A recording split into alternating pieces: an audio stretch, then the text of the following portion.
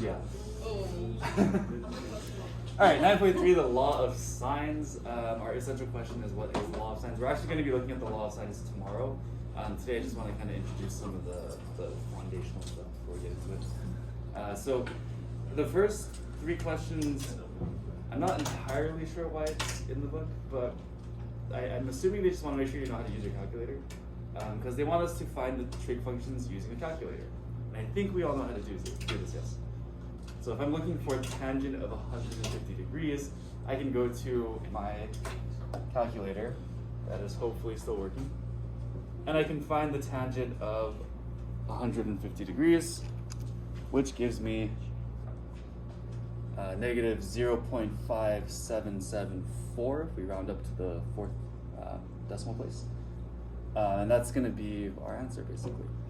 The only big thing that you have to keep in mind when you're using this calculator is switching between radians and degrees. Obviously, if it's in radians, it's going to be something different because that's assuming that you're in radians rather than degrees. So if you're given a degree, you want to make sure the degree shows up here.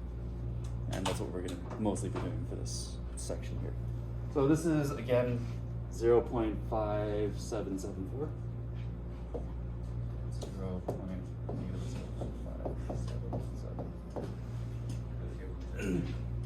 And do you guys have access to calculators? No, you don't, right?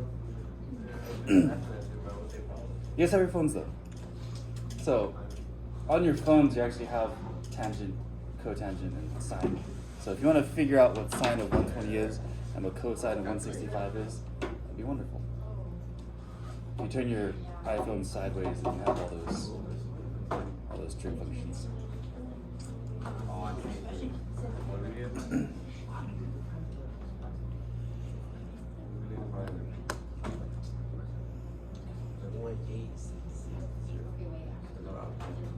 Mm-hmm. So sine of 120 is... Doesn't work? You gotta write the number and then... Yeah, write the number first and then press whatever trig function you do.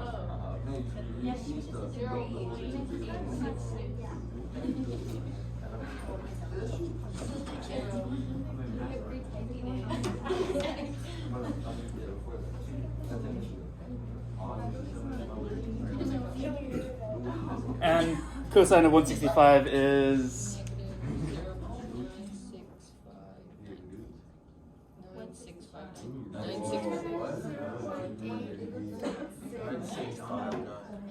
Negative what? -9.659. Negative 0.965. Why is everyone's answer different?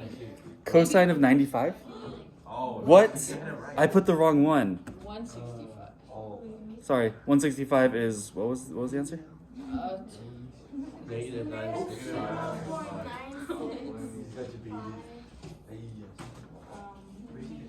Okay, yeah. 9, 6,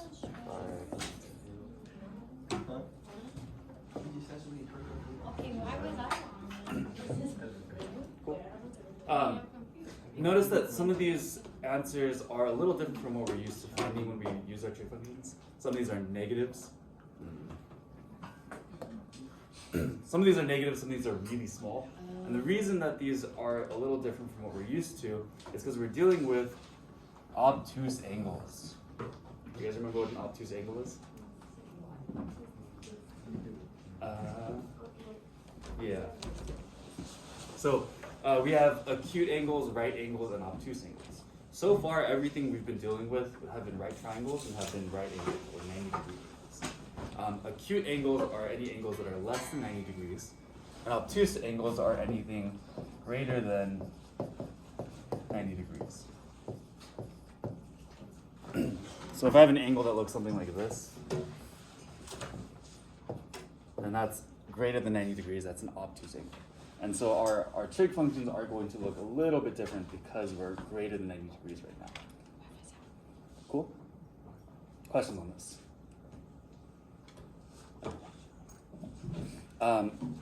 Next thing I want to look at is the area of a triangle. I think we all know how to find the area of a triangle, yes? We can find the area of a triangle using our equation. Do you guys remember your equation for area of triangles? close. It's base times height, but this is a triangle, so we have to cut that value in half, right?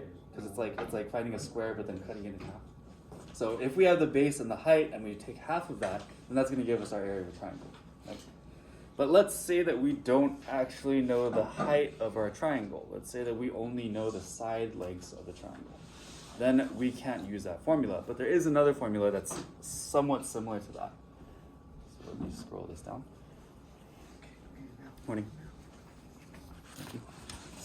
So the area of any triangle is given by 1/2 the product of the lengths of two sides times the sine of their included angle. So what I mean by that, take a look at this triangle right here. We have angles A, B, and C, and those are the capital letters, yes. And then we have side lengths A, B, and C, and those are the lowercase letters. Notice that here, angle A, the opposite side is side A. And with angle B, the opposite side is side B. And with angle C, the opposite side is side C. So the opposite sides correspond with the angle. So whatever's on the opposite side is going to be the same letter, but just lowercase version. So when we're looking at the area, we can use any two sides of our triangle, but we need to have the angle that's between those two sides. Does that make sense? So if I'm given C and B, I need to have angle A in order to use this formula. If I'm given C and A, I would need to have angle B. And if I have A and B, then I would have to have angle C, right? Because that's what between those two sides. So we have to have the angle that's between the two sides that we're using. Cool. So the equations are going to look like this. We have 1/2 of BC times sine of A. So we're taking 1/2 of length B times length C, and we're multiplying that by the sine of A, so using that angle that's between them. We can also use 1/2 AC and the sine of, so using A and C, have to use the angle between, which is B. And finally, we can have 1/2 AB sine C.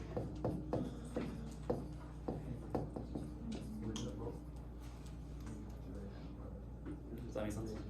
Again, have to use the angle that's between the two side lengths that we're using. And that's pretty much it. We just have to plug into our calculator mostly. So let's try this. We want to find the area of the triangle. We'll round our answer to the nearest tenth. So looking at this first triangle, which sides are given to me? A, B. B and C, right? Opposite here from B is this side, which is 17. So that our B value, our lowercase b value, is 17. And opposite from this angle C is 19, so our lowercase c value is 19.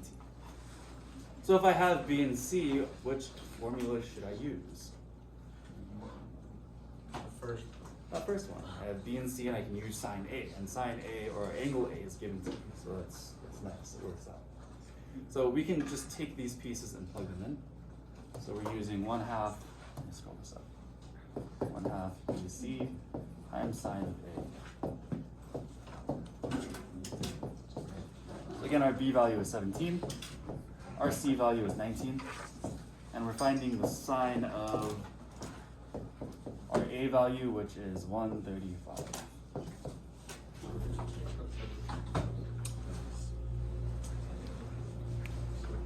And again, we can just plug all of this into our calculator, so it doesn't take a whole lot of work.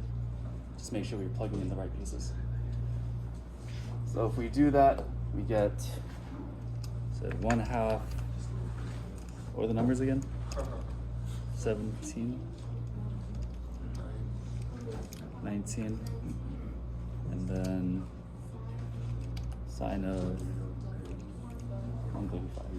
And then that gives us our answer right here. And if we round this to the nearest tenth or 1 decimal point, it's going to be 114.2. Rounds up, right? Yeah. 114.2.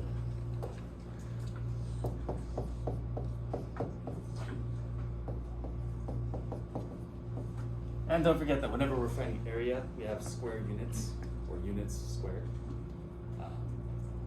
That's pretty much it.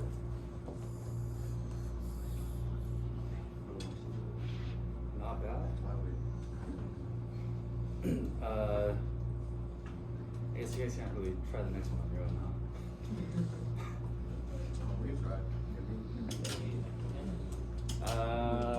How about someone want to walk me through this next one? Same thing. Which sides are given to me? Well, they give us different angle sides, right? So they gave us Q, R, and S. They gave us Q and S.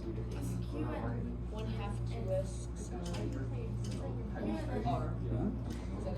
Yep. So we can do 1/2 Q. QS, and then sine of.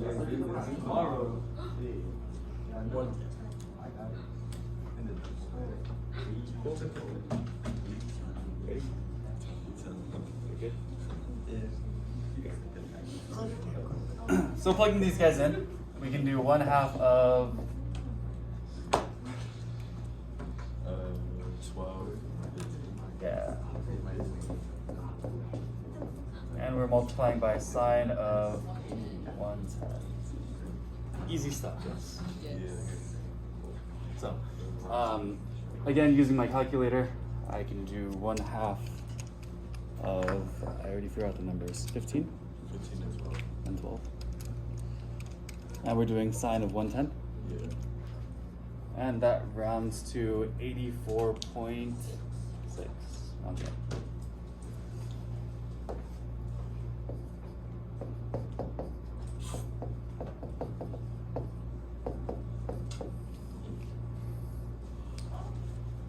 Any questions on this? Really easy stuff today, yes? This will pick up just a little bit tomorrow, That's it? but that's all I'm covering for today. It's a Monday, so figure we'll take it easy. You guys will need to write a summary on this when you guys have internet again. And that's pretty much it. And we have a big idea this time. For now,